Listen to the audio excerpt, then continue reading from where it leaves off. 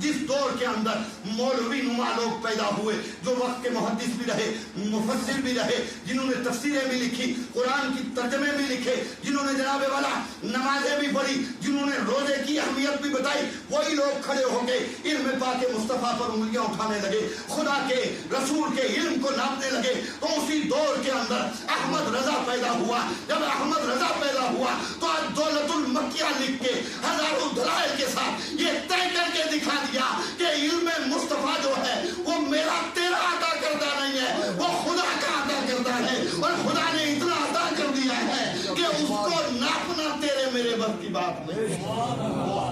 الا ان اولیاء اللہ لا خوف علیہم ولا هم یحزنون, کہ بے شک اللہ کے ولیوں کو نہ کوئی خوف ہوتا ہے نہ ان پر غم.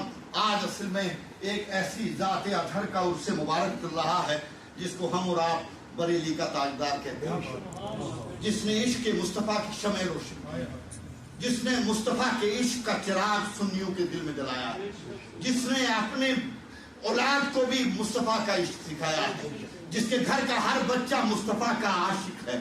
اس تاجدار بریلی کی امام احمد رضا کے عرس کا موقع, آج ان کا دل چل رہا ہے, مگر تھے کیسے, بس چند جملوں میں بات سن لیجیے.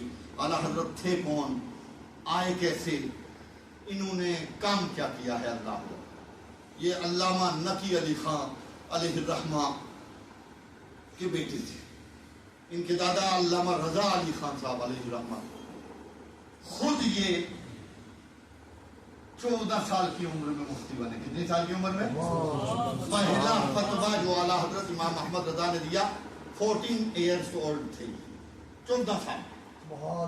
اور اس کے بعد ودور فوٹو کھینچنے کے انہوں نے حج بیت اللہ کیا. فوٹو پر سختی سے جو ہے حدیث پاک کے مطالعے سے یہ کاربند تھے کہ فوٹو کھینچنا حرام.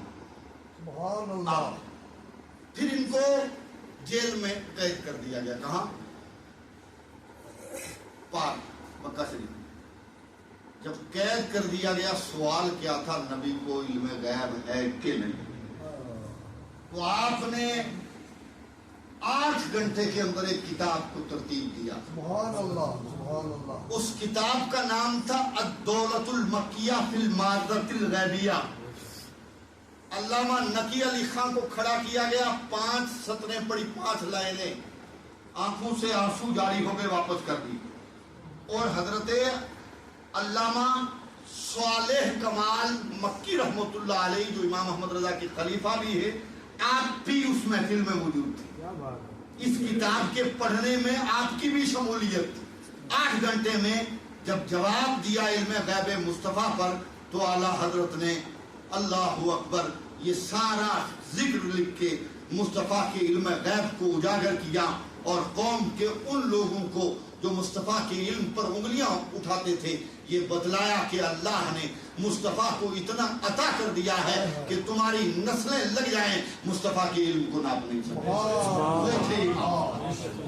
یہ کون امام احمد رضا تھے جن امام احمد رضا نے سادات کرام کے احترام کو بابر کرانے کے لیے ایک قہار جو مزدور تھا, پالکی اٹھاتا تھا, آپ کو کندھے پر اٹھایا, آپ اتر گئے تھے, اور اتر کے کہا تھا سید کون ہے. تو جب سید کا پتہ چلا تھا تو آپ نے اپنا امامہ اتار کے رکھ دیا تھا کہ جب تک مصطفیٰ کا شہزادہ ان کندھوں پر نہیں بیٹھے گا احمد رضا آگے نہیں بڑھے گا.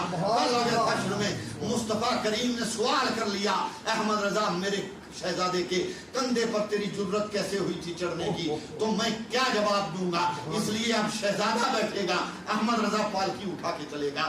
یہ تھے امام احمد. کون امام احمد رضا تھے جو 14 سال کی عمر میں فتویٰ لکھ رہے تھے؟ وہی امام احمد رضا.